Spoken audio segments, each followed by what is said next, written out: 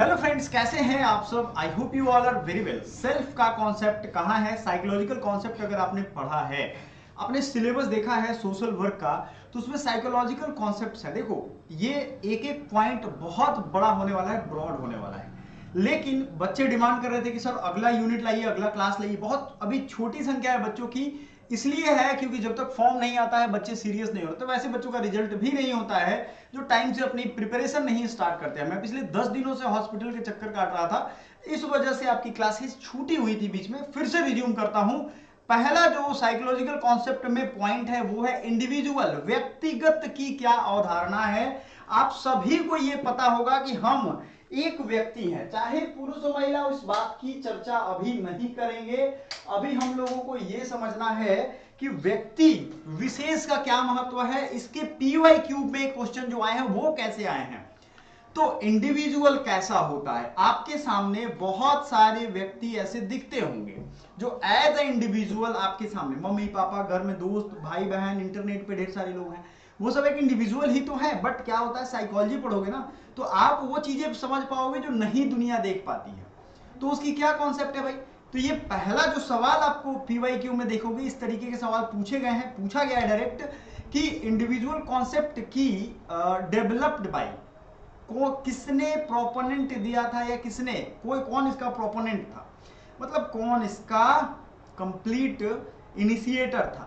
Individual concept को दिया है अल्फ्रेड एडलर। अब भाई अल्फ्रेड एडलर के बारे में शायद आप नहीं जानते हो, और आपको एक चीज मैं बताऊंगा कि अल्फ्रेड एडलर या इस तरह के जो भी विद्वान है उनसे जो मैं एडिशनल इंफॉर्मेशन दूंगा ना, वो तो मैं पेड क्लासेज में दूंगा ही। लेकिन अल्फ्रेड एडलर ने किताब कौन सी लिखी थी, उनका काम किस फील्ड में था, ये सब आपको नोट करते चलना है। ओरली मैं बोल रहा हूं, ये आप देखो, ये ऑस्ट्रियन मेडिकल डॉक्टर ने, साइकियाट्रिस्ट थे, ये साइकोथेरेपिस्ट थे, और ये 1937 में इनका देहांत हो गया। मतलब 1870 से लेकर के उस जमाने में शोध करना बहुत बड़ी बात है, ये याद रखना आप। इनकी थेरेपी थी, थेरेपिस्ट थे। तो पहला जो सवाल आपको ध्यान रखना है वो यही ध्यान रखना है, ठीक है। अगर हम लोग देखें, सिगमंड फ्राइड का नाम आपने सुना होगा। सिगमंड फ्राइड से ये इन्फ्लुएंस थे, और साइकोलॉजी के अगर जन्मदाता कहें, साइकोलॉजी के अगर इनिशिएटर कहें, पहले ये जो पूरा विज्ञान है इसको डेवलप करने वाले सिगमंड फ्राइड ही थे। फ्रेडरिक नेस्ट एंड हैंस विगिस, ये लोग थे, ठीक है। अब इन्होंने कुछ थ्योरी दिया है।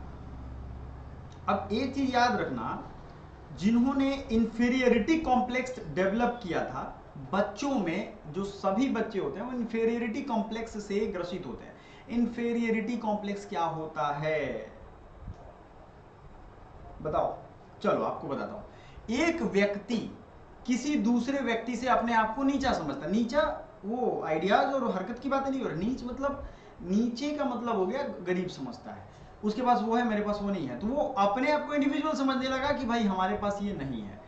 ये डिफरेंस जो है ना, इंफीरियर और सुपीरियर वाला आ जाएगा जब, कि भाई वो महान है उससे हम उलझेंगे नहीं। हर बच्चे में ये होता है, और ये थ्योरी इन्होंने दिया था। तो दूसरा जो थ्योरी वाला पार्ट का क्वेश्चन है वो क्या, इंफीरियरिटी कॉम्प्लेक्स किसने डेवलप किया था। इंफीरियरिटी कॉम्प्लेक्स अगर आपसे पूछा जाए, देखो हमारी क्लासेस हिंदी इंग्लिश दोनों में है, और एक जबरदस्त बात यह है कि मैंने नेट भी क्वालिफाई कर लिया है इस बार। एनटीए जो इंडिया लेवल की एग्जाम है, आप समझ लो टफनेस किस लेवल का है, कट ऑफ कितना ज्यादा है। तो सोशल वर्क के स्टूडेंट के लिए मेरे तरफ से ये एक अचीवमेंट है। मैंने अपने एकेडमिक्स में वापसी की, और ये मेरा पहला अचीवमेंट है। बहुत सारे बच्चे हैं जो ये जानना चाहते थे कि सर किस तरीके की पढ़ाई करें ताकि नेट जेआरएफ या बाकी चीजें निकलें, तो भाई उनके लिए भी हमने अपना एक अलग चैनल बना दिया है। अब इसमें जो डीप रूटेड फीलिंग है, वो एक पर्सन इंफीरियर फीलिंग करता है अगले पर्सन के साथ, ठीक है। बात समझ में आ गया। इंफीरियर कॉम्प्लेक्स भी इनका दिया हुआ है, चिल्ड्रन में खासकर ये होता है इनके, ये थ्योरी। अब बताओ भाई, सबसे बड़ी बात क्या है कि इनके जो थ्योरी एग्जाम में आए हुए हैं ना, वो पढ़ना जरूरी है आपके लिए। तो आपको ये ध्यान रखना है, अल्फ्रेड एडलर ने क्या दिया था, theory of human behaviour and theoretic approach that encourage individual to make positive contribution to society as well as achieve personal happiness. इन्होंने दो तीन चीजों पे फोकस किया कि भाई पर्सनल आदमी को सोसाइटी में कैसे कंट्रीब्यूट करवाया जाए, कैसे उनके पर्सनल जो उनके एक तरीके से हैप्पीनेस है, उनको अपब्रिंगिंग है, उसको डेवलप किया जाए, है ना। उनके बिहेवियर को कैसे टारगेटेड तरीके से, थ्योरेटिक बिहेवियर जिसे कहते हैं, जैसे मान लो आपको बार बार एक ही बात दोहराने की आदत है, तो उससे क्या होता है कि आपसे कोई बात ही करना नहीं चाहेगा। सोचो आप, साइकोलॉजी कितना इंटरेस्टिंग चीज है, वो लोगों को जीना सिखाता है। इसलिए जानना समझना पढ़ना, दुनिया में विद्वान जो होते हैं ना वो बहुत तरह की जिंदगी जीते हैं क्योंकि वो विद्वान है, ठीक है। इसलिए तो सोचो, जिस व्यक्ति को बात करने में बार बार रिपीटेशन कर रहे हैं उनका भी थेरेपी होगा। और वो कैसे थेरेपी होगा, लोगो थेरेपी या बाकी थेरेपी जो भी है, कैसे होगा भाई, उसकी अपनी टेक्निक है। साइकोलॉजी में अपनी टेक्निक है। अब वो व्यक्ति जिससे कोई बात करना नहीं चाहता था उससे भी कोई बात करेगा और अच्छे से बात करेगा तो वो आदमी सोसाइटी में घुलेगा मिलेगा, कुछ कंट्रीब्यूशन करेगा, बहुत बड़ा कंट्रीब्यूशन करेगा। सोसाइटी किसी एक के कंट्रीब्यूशन से नहीं चलती है। encourages individual to make positive contributions to society as well as to achieve personal happiness। अब वो हैप्पी भी रहेगा, ऐसे करने से तो वो नहीं रहता। समझ में आया? अब एक चीज है, मैं जो भी चीजें बताऊं उसको अच्छे से देखना, सेल्फ कॉन्सेप्ट क्या है। अच्छा, इंडिविजुअल और सेल्फ ये दोनों अलग अलग चीजें हैं। इसको हम आने वाले चैप्टर मतलब अगले क्लास में डिटेल से एक्सप्लेन करेंगे। ये बेसिक पॉइंट्स बता रहा हूं, नोट करते चलो। अगला सेल्फ कॉन्सेप्ट। अब देखो सेल्फ क्या होता है। बहुत सारे लोग हैं जो अपने बारे में सोचते हैं कि भाई हम क्या हैं, ठीक है, बहुत सारे लोग हैं। तो मैं आपको एक 30 सेकेंड का टाइम देता हूं, आप ये सोचो कि आप क्या हो, आपकी पर्सनालिटी क्या है, आप जरूर सोचो, ठीक है। मैं वेट करूंगा 30 सेकेंड का, क्योंकि ये एक प्रैक्टिकल चीज है, मजा आएगा।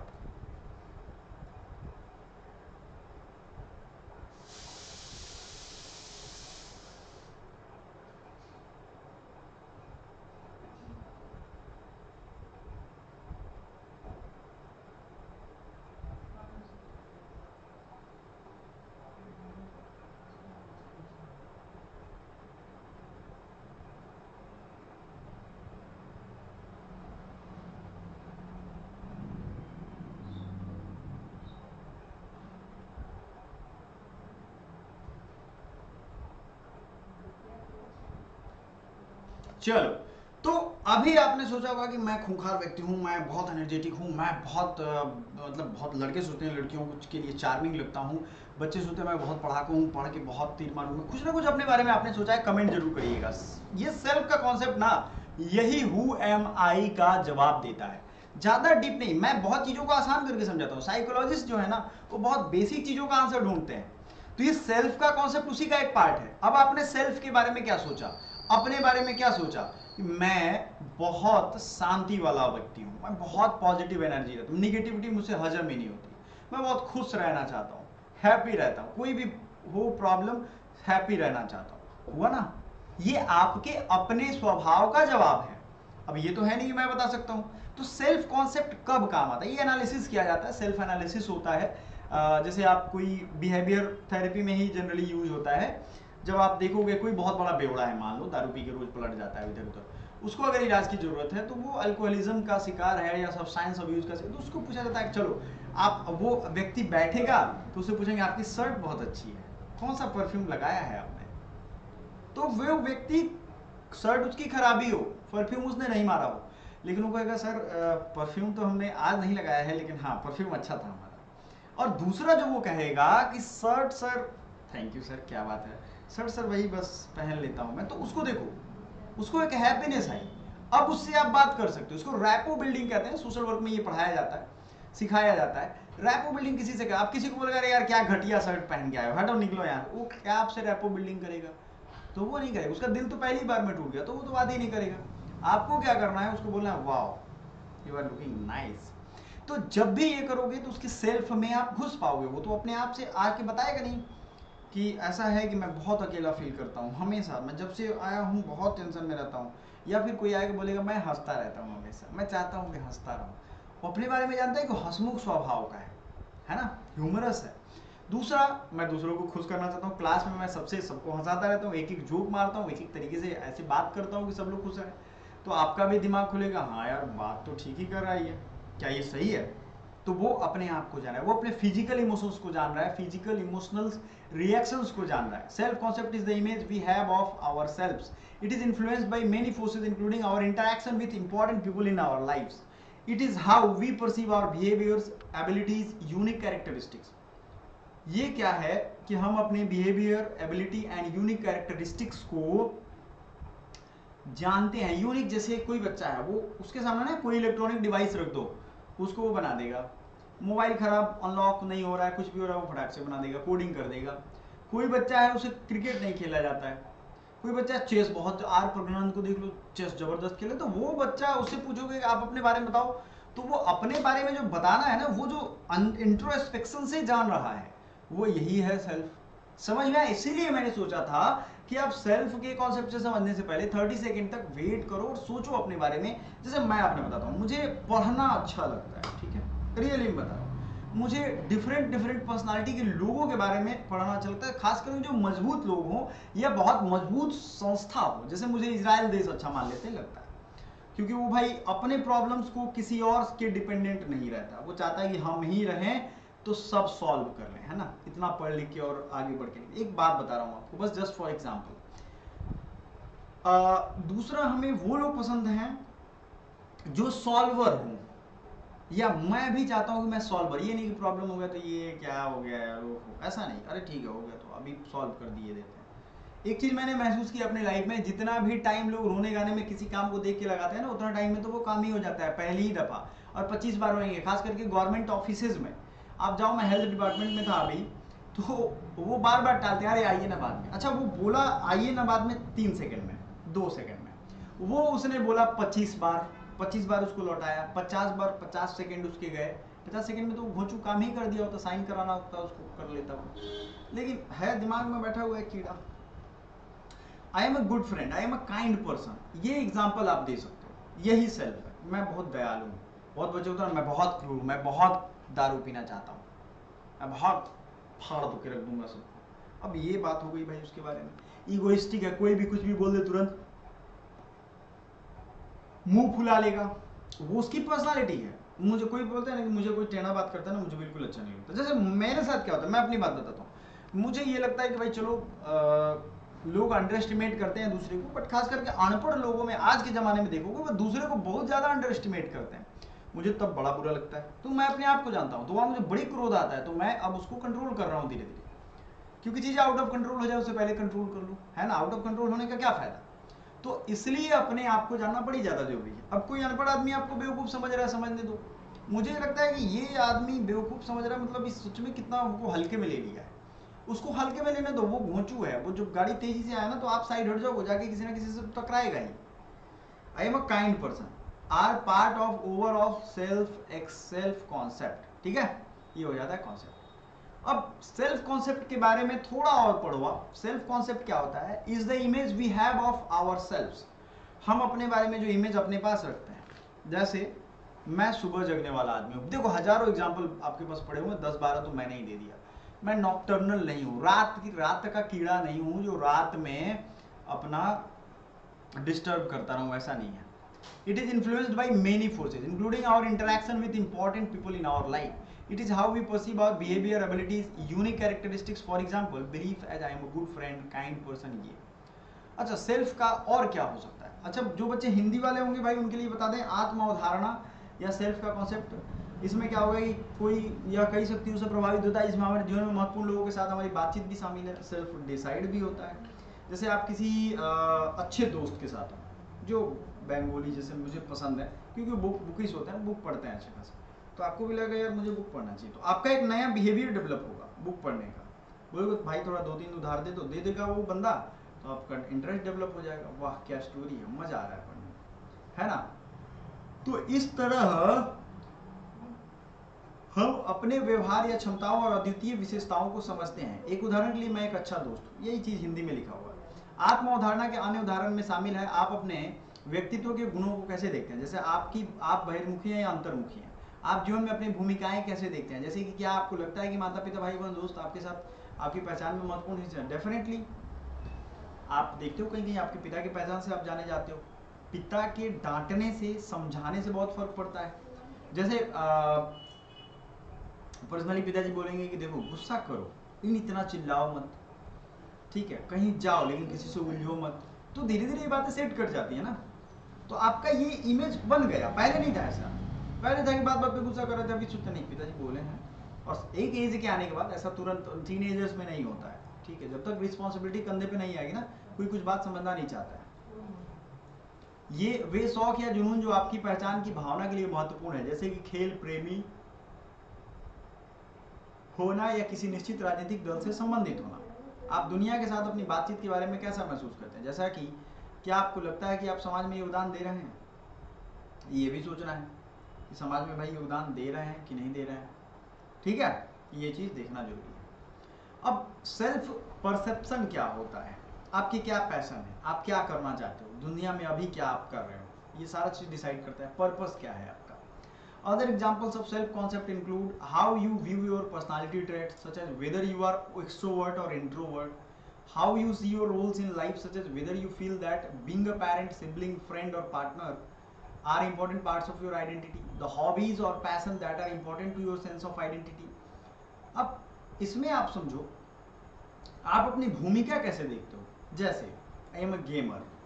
अब बच्चे क्या हो रहे हैं, मोबाइल से गेम खेल रहे हैं, मोबाइल को तो हटा ही दो, क्योंकि आप नहीं बर्बाद होगे तो आपका नेक्स्ट जनरेशन जरूर बर्बाद हो जाएगा। ये मोबाइल यार फोन करने के लिए बनाया गया था, संपर्क करने, आप इसको इतना ना एक्सेसिव यूज कर रहे हैं। कंपनी वाले तो देखो उनको तो प्रॉफिट कमाना है, उनको यूजर फ्रेंडली बना रहा है, मतलब आप यूज आराम से कर पाओ वैसा बना रहे हैं। आराम हराम कर दोगे तभी जी पाओगे। अच्छा ठीक है, तो how you see your roles in life, such as whether you feel that being a parent, sibling, friend, partner are important parts of our identity, the hobbies और passions that are important to your sense of identity. दो hobbies हैं, passion है। Belonging to a certain political party, ये भी आपका एक चेतना बताता है कि कौन से पॉलिटिकल आइडियोलॉजी से आप संपर्क करते हैं, कांग्रेस में, बीजेपी, बहुत लोग होते हैं ना, सपा में, बसपा में, है नहीं।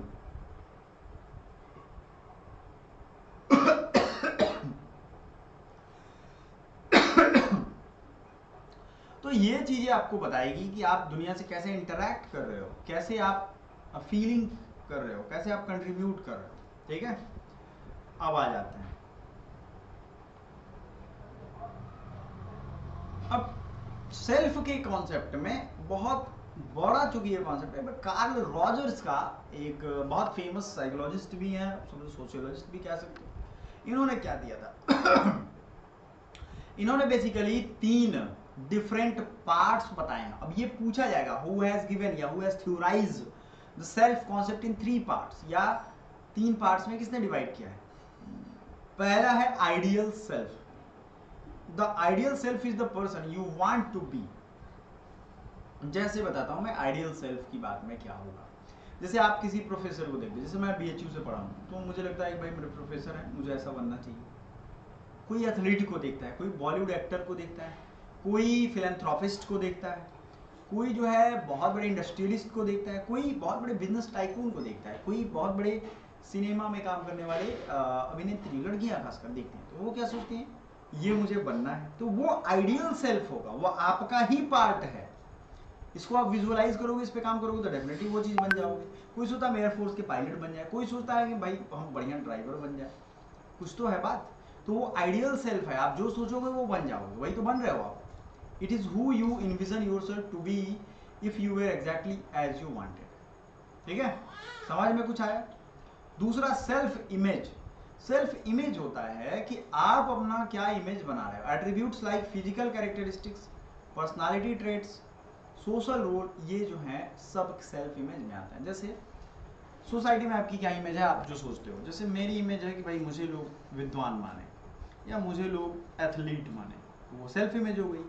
सेल्फ आइडियल सेल्फ जो आपको बनना है वो अभी आप हो नहीं। सेल्फ इमेज, पर्सनालिटी ट्रेट, जैसे मैं ज्यादा बोलता हूँ या मैं बहुत कम बोलता हूँ, जैसे मैं बहुत खर्च, बहुत लैविश, यहाँ चैन पहन लिया, यहाँ चैन पहन लिया, ये करके दिखाता हूँ, मैं दिखावा वाला आदमी, पर्सनालिटी ट्रेट्स हो गया। Social role, all play a role in your self image. Self esteem, how much you like, accept and value yourself and contribute to your self concept. Self esteem जो है ये कैसे वर्क करता है। Self esteem can be affected by a number of factors including how others see you, how you think you compare to others and your role in society. ठीक है, ये ध्यान रखिएगा। सेल्फ एस्टीम को बहुत लोग बहुत सीरियसली लेते हैं, उनको लगता है कि भाई सेल्फ एस्टीम मेरा खराब हो गया। और सेल्फ एस्टीम एक फाल्स कॉन्शियसनेस में भी कभी कभी आ जाता है। जैसे मैं बोलूं कि भाई प्रधानमंत्री मेरी बेइज्जती कर दी है, तो ये थोड़ा पागलपन है। वो क्या आप बेइज्जती करेगा, वो आम जनता सारी बेइज्जती कर सकता है, तो मेरा भी हो जाएगा, वो बात अलग है। लेकिन अब कोई एक पॉलिसी को लाए, सोचे कि नहीं मेरी बेइज्जती ये कर दिया बहुत ज्यादा। ठीक है, ये आपको कंट्रीब्यूट करता है कि अपने सेल्फ इमेज को कैसे आप यूज करते हो, एक्सेप्ट करते हो, value yourself, all contribute to self concept. Self esteem can be affected by number factor. How other see you, आपको मान लो आप बहुत बड़े पढ़ाकू हो लेकिन दुनिया आपको चोर समझती है, बहुत बड़े चोर हो आपको लोग शरीफ समझते हैं। अब जिस दिन ये दोनों में कंट्राडिक्टरी वर्जन्स आपके सामने ही आ जाएंगे, चोर वाले जो समझते हैं वो भी आ जाए, आपको किसी चोरी के काम में पकड़ ले, और जो आपको पढ़ाकू समझते हैं वो भी आ जाएगा, अरे बड़ा अच्छा पढ़ाकू लड़का है। तो वहां पे आपको समझना पड़ेगा। देखो ये जो थ्योरी का प्रोपोनेंट मैं दे रहा हूं ना बच्चों, ये याद रखना, ये बड़ा काम आता है। Humanistic psychology, this perspective studies the whole person and was pioneered by Carl Rogers and Abraham Maslow. मानवतावादी मनोविज्ञान, जो हिंदी वाले बच्चों हैं, इसमें कार्ल रॉजर्स ने दिया था और अब्राहम मैस्लो ने। Behaviourism, this theory is based on the idea that all things organism do are behaviour, सभी के पास बिहेवियर होता ही है। ये जॉन वाटसन ने ये 1925 में दिया था, बीएफ स्किनर ने इसे एक्सप्लेन किया। साइकोडायनेमिक थ्योरी, ये साइकोडायनेमिज्म पे फोकस करता है। बेसिकली ह्यूमन बिहेव किससे इंटरेक्शन करता है, अनकॉन्शियस मोटिवेशन, कॉन्शियस अनकॉन्शियस क्या होता है, आने वाले टाइम में पढ़ेंगे मजे से। कल की वीडियो लेक्चर 1 घंटे की होगी, तो आप रहना। Some proponents of the theory include Sigmund Freud, Erik Erikson and Alfred Adler. Psychodynamic theory में आप मेरे प्यारे बच्चों, आपको एक चीज का ध्यान रखना है कि हमारी क्लासेस जो भी आए वो आपको प्लेलिस्ट में मिल जाएंगी। मेरा टारगेट है कि मैक्सिमम सिलेबस बच्चों को यहाँ कंप्लीट करवाऊँ। जो पेड वाला क्लास है हमारा वो तो हमारा है ही, बहुत किफ़ायती प्राइस में हम पढ़ाते हैं बच्चों को, ये ध्यान रखिएगा। और सबसे बढ़िया बात कि अब तो मेरे नाम के साथ एक और चीज़ जुड़ा है, नेट क्वालिफाइड। तो आपको हम चाहते हैं किस चीज़ पे आप काम करो, ठीक है। Thank you so much, bye.